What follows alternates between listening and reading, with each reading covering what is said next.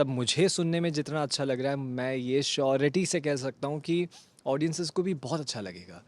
हम लोग का गिव एंड टेक इतना ज़्यादा अभी फ्रेंडली हो गया, हम लोग इतने ओपन अप हो गए that I have started liking her as a human as well. और जब ऐसा होता है ना, बोलूँगा तो विवाद हो जाएगा क्योंकि जब आप कुछ नहीं होते और आपको कोई वैसा दिखाना चाहता है तो आपको हर्ट होता है। सो क्या बताना चाहेंगे, कैसा लग रहा है आपको पुराने शो में नया सफ़र शुरू करके? बहुत ही ज़्यादा अच्छा लग रहा है बिकॉज़ ये जो सफ़र है ये बहुत खूबसूरत होने वाला है। बिकॉज़ मुझे पता है कि आगे क्या आने वाला है। And also this show is on Colors और this show is by Balaji. और मेरा जो सफ़र है दोनों के साथ ही बहुत खूबसूरत रहा है पास्ट में। मैंने एक शो कलर्स के लिए भी किया, रियलिटी शो, और मैंने बालाजी के लिए भी कुछ शोज़ किए हैं। So it feels like coming back to my own home and working with my family. So ये एक्सपीरियंस एक ऐसा एक्सपीरियंस रहने वाला है जो ज़िंदगी भर याद रहेगा। बिकॉज शो काफ़ी टाइम से लोग बहुत पसंद कर रहे हैं and everybody has been praising the show a lot. अब एक फ्रेशनेस आ रहा है इस शो में, तो I am sure that everybody is glued and they want to see कि what we have in the box for them.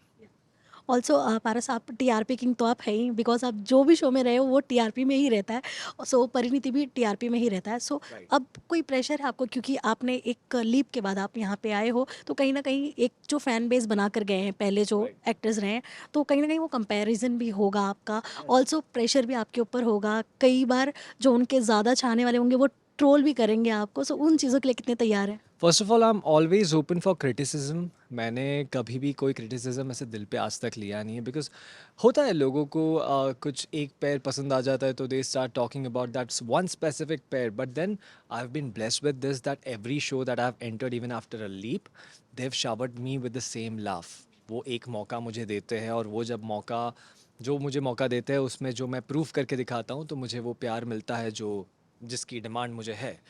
And अगर सच कहूँ तो story is always the king, ये कहते हैं। और हमारे जो राइटर्स हैं वो बहुत ही कमाल के राइटर्स हैं। जिस तरीके से उन्होंने आगे की स्क्रिप्ट्स और आगे का स्टोरी लाइन लिखी है वो बहुत ही मतलब मुझे सुनने में जितना अच्छा लग रहा है, मैं ये श्योरिटी से कह सकता हूँ कि ऑडियंसेस को भी बहुत अच्छा लगेगा। तो मुझे उतना प्रेशर फ़ील नहीं हो रहा। I am just gonna give my 200%। मैं अपनी तरफ से अपना मतलब सब कुछ दे दूँगा और आदित्य जो कैरेक्टर है उसमें पूरी जान डाल दूँगा and I am sure that people are gonna love it. Yes. Parineeti के लिए जब आपको अप्रोच किया गया, तो सबसे पहले आपने उसमें क्या देखा? मतलब पहले के जो इतना टीआरपीज़ में रहे हैं वो देखा आपने, या एकता कपूर का प्रोडक्शन है वो देखा आपने, या कलर्स के साथ आपने ऑलरेडी काम किया था वो देखा आपने? सच कहूँ तो ये एक गिफ्ट बॉक्स है जिसमें सब कुछ है। कलर्स चैनल है, बालाजी टेलीफिल्म्स है एंड स्टोरी लाइन है और टीआरपी है। तो ये एक ऐसा कॉम्बिनेशन था जो किसी के पास भी जाता तो कोई ना नहीं कह पाता। तो जब ये शो के बारे में मुझे पता चला कि ये लीप लेने वाला है तो मैं खुद भी बहुत ज़्यादा इंटरेस्टेड था टू डू परिणीति। और ऐसा होता है कि जब जब मेरे पास ऐसे कोई शोज़ आते हैं ना जो एक्चुअली जिसके बारे में मैंने काफ़ी टाइम से सुना है और ऐसे शोज़ जो जिसकी एक लेगेसी होती है, तो ऐसे शो में एंटर करने का एक अपना मज़ा होता है क्योंकि एक चैलेंज के तौर पे आपको ना वो मौका दिया जाता है कि आपको अब अपने आप को साबित करना है और जो लेगेसी इतने सालों से चल रही है आपको वो लेगेसी आगे लेके जाना है। तो ये एक चैलेंज ही है। तो जब मुझे कभी भी ऐसी कुछ चैलेंजिंग चीज़ें या फिर चैलेंजिंग मौका मिलता है तो मैं बिना सोचे समझे बस उसे ले लेता हूँ। ऑल्सो पारस, जब आप एक डेली सोप के साथ जुड़ते हो, मतलब कोई भी एक्टर हो, तो वो कहीं न कहीं एक बाउंड में बन जाता है कि मतलब 12 घंटे 14 घंटे शूट करने हैं, और उसके बाद इतना सेट पर थका होता है इंसान कि राइट। घर पे जाके सिर्फ आराम चाहता है। राइट। उसमें कई बार एक्टर्स जो है ना अपनी हेल्थ के साथ कॉम्प्रोमाइज़ कर लेते हैं। सो इस पर क्या कहना चाहोगे आप? ये बस एक बहुत बड़ा मिथ है and everybody who is part of this industry उनको लगता है कि सिर्फ शूट करने के अलावा और कोई टाइम मिलता नहीं है। टाइम निकालना पड़ता है। You need to take proper sleep. अगर आप 12 घंटे भी शूट करते हो तो 7 to 8 hours of sleep is possible. और जो बचे हुए जो टाइम है जो आपके पास फिर भी 4 घंटे बचते हैं उसमें वर्कआउट करना बहुत ज़्यादा ज़रूरी होता है। तो अगर मेरा शूट सुबह 7 बजे का होता है तो मैं 4 बजे उठता हूँ, मैं 5 बजे जिम जाता हूँ और वहाँ से मैं सेट पर आता हूँ। तो मेरे लिए वर्कआउट अभी एक तरीके से मेरा टेंपल है। मेरा जो जिम है मेरा टेंपल ही है क्योंकि हमारी बॉडी को हम कहते हैं कि इट्स अ टेंपल, तो हमें उसे वर्शिप भी करना चाहिए। तो I believe in that and I believe in giving quality time to myself and my family. So show में प्रतीक्षा है, आंचल है, उनके साथ कैसा बॉन्ड हो रहा है? क्योंकि जब आप नए शो में जाते हो ना, तो नए लोगों के साथ शूट करने के राइट, लिए एक कंफर्ट ज़ोन भी होना चाहिए राइट, ताकि सीन नेचुरल लगे। राइट। तो आपने वो ज़ोन आपके लिए बना लिया अब तक? 100% वो ज़ोन बन चुका है। In fact talking about scenes with Pratiksha, अभी कुछ हम लोगों ने साथ में शूट किया है। You gonna love the banter because हम लोगों ने ना बहुत ज़्यादा इम्प्रोवाइज़ेशन भी किया है सीन्स में। और हम लोग का गिव एंड टेक इतना ज़्यादा अभी फ्रेंडली हो गया, हम लोग इतने ओपन अप हो गए that I have started liking her as a human as well. और जब ऐसा होता है ना, तो नेचुरली वो एक बैंटर है वो निकल ही आता है। तो हमारे कुछ सीन्स हैं जो अब तक ऑन एयर आए नहीं हैं, but I am sure that people are gonna love it. But इसके अलावा अगर पारस आपके पास कोई भी प्रोजेक्ट आता है एक्स वाई जेड, क्योंकि ज़रूरी नहीं है कि आप कहीं काम करो तो आपको कहीं से अप्रोच ही नहीं किया जाएगा, उसमें आप देखते क्या हो? पैसा देखते हो या रिलेशन देखते हो या वो स्टोरी लाइन देखते हो? पहले तो मैं लॉयल्टी देखता हूँ। जहाँ पर मैं ऑलरेडी काम कर रहा हूँ मेरा एक कॉन्ट्रैक्ट होता है। और यहाँ पे मैं मतलब अभी के लिए जो स्पेसिफिक टाइम के लिए है मैं पूरा अपना 100% यहीं देना चाहता हूँ। अगर रही बात बाकी प्रोजेक्ट्स की, जो एक दिन दो दिन के प्रोजेक्ट्स होते हैं या फिर sometimes it's music videos and all, then I look at the quality of it. और क्वालिटी बहुत ज़्यादा मैटर करती है फॉर मी, स्टोरी लाइन बहुत ज़्यादा मैटर करती है फॉर मी।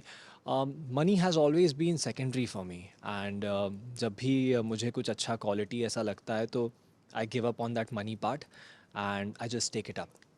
यस। पारस, इतना टाइम हो गया आपको इंडस्ट्री में, बट अब तक का आपका एक मतलब सच कहना इसमें फेवरेट को स्टार कौन रहा है? मेरा फेवरेट को स्टार, मतलब एकदम शूट करते वक्त भी एकदम अपनापन सा लगता है कि मतलब ऐसे लगता है कि हाँ, हम घर पे ही हैं, घर पे नॉर्मली बातें कर रहे हो, मतलब यूँ ऐसे हो जाती है shooting. Shraddha, Shraddha Arya. So she played my mother but then we were more like friends to be honest. तो हम लोग के भी काफ़ी सारे सीन्स ऐसे आते थे जहाँ पर हम लोग ज़्यादा रिहर्सल भी नहीं करते थे, ना लाइंस करते थे। हम लोग बस जब ऑन फ्लोर जाते थे तो उसके बाद नेचुरली सब कुछ निकल आता था। और काफ़ी बार वो इम्प्रोवाइजेशन जिस तरीके से हो जाता है once you are very comfortable, तो श्रद्धा के साथ ये बहुत ज़्यादा होता था। एंड देखा जाए to talk about my past shows, then it was Anagha, Anagha Bhosle. So Anagha के साथ भी मेरे काफ़ी अच्छे सीन्स आए बिकॉज हम लोग के बीच का बॉन्ड वैसा था। तो yeah it has to be Shraddha and Anagha. Yes. आपके कैरेक्टर की अगर मैं बात करूँ आदित्य की, तो उससे कितना पारस है, मतलब पारस के अंदर आदित्य का 2% भी है या नहीं? 2% नहीं, अभी तो काफ़ी पर्सन्स है। मतलब देखा जाए तो अच्छा खासा एक मतलब जो पार्ट है आदित्य का वो मेरे अंदर बसा हुआ है। क्योंकि रियल लाइफ में आपको कभी कभी ऐसे सिचुएशन से गुजरना पड़ता है जहाँ पर आपको कुछ इमोशन फील करने पड़ते हैं to portrait in front of the camera. तो मेरे साथ ऐसा हुआ है in my life also that I have been heart broken and in a way I am somebody like Aditya right now, that who doesn't believe in love, who doesn't believe being around girls and all. So yeah, kahin na kahin I've been blessed with a character like Aditya that way. Also Paras, जैसे कि आपने कहा कि आपका भी heart broken जो भी हुआ, मतलब Right. हर ह्यूमन बीइंग है तो फिर Yes. दिल Yes. तो दुखेगा ही, कोई भी चीज़ हो, 100%. चाहे वो कोई भी टॉपिक हो। Right. बट पारस किस टाइप के इंसान है, कैसे अपने इमोशंस को कंट्रोल करते हैं, मतलब वो इमोशंस कहाँ आप किससे शेयर कर सकते हो आप? To be honest, I don't share my emotions with anybody. I'm somebody who keeps everything to myself, not even my family, not even my friends, because मुझे ऐसा लगता है कि मैं सिर्फ खुशियाँ बांटना चाहता हूँ। अगर कोई प्रॉब्लम्स है तो I keep it to myself, I work on it and I just live my life that way. बाकी रही बात इमोशंस और दिल टूटने की, तो दिल तो हर किसी का टूटता है। ये तो जनरेशन ही ऐसी है कि आपका दिल तो टूटना ही है। सो या लाइफ गोज़ ऑन। एक लास्ट क्वेश्चन है। हेडलाइंस तो हर रोज़ एक नई बनती है आपके ऊपर, बट कौन सी ऐसी हेडलाइन है जो आज तक आपके दिमाग में ऐसे बैठी हुई है, मतलब जो देखकर आपको हंसी भी आई होगी और कहीं ना कहीं रिएक्ट करने का मन किया होगा, लेकिन आपने सोचा होगा यार छोड़ो, इनका तो काम ही ऐसे आ जाता है? ऐसे तो बहुत सारी हेडलाइंस हैं, बोलूँगा तो विवाद हो जाएगा। एक तो बताना पड़ेगा जो आपको एकदम दिमाग दिल में चुभ गई थी। मी बीइंग अनप्रोफेशनल, एक आर्टिकल आया था अबाउट दैट। एंड उठाकर कोई भी प्रोडक्शन हाउस का हिस्ट्री देख लेंगे तो I am somebody who reaches on time, जिसने लाइंस मतलब घर से ही करके आया होता है। तो I am somebody who believes in utmost professionalism. तो जब वो आर्टिकल आया था मैंने जवाब तो दे दिया था वैसे, बट वो दिल को चुभा था क्योंकि जब आप कुछ नहीं होते और आपको कोई वैसा दिखाना चाहता है तो आपको हर्ट होता है। Yes. Thank you so much Paras, आपने इतना टाइम दिया। और लास्टली आपके फैंस के लिए एक रिक्वेस्ट क्या करना चाहेंगे? मैं मैसेज नहीं कहूँगी, मैसेज तो आप हमेशा देते हो, बट रिक्वेस्ट क्या करना है? मैं बस इतना चाहता हूँ कि मुझे आप लोग बहुत सारा प्यार दें। मैं काफ़ी टाइम से अभी एक्टिव नहीं था सोशल मीडिया पर।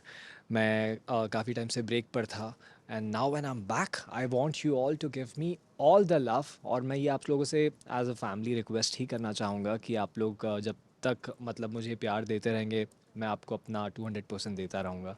Just shower all your love and support, that's it. Thank you so much Paras and all the best.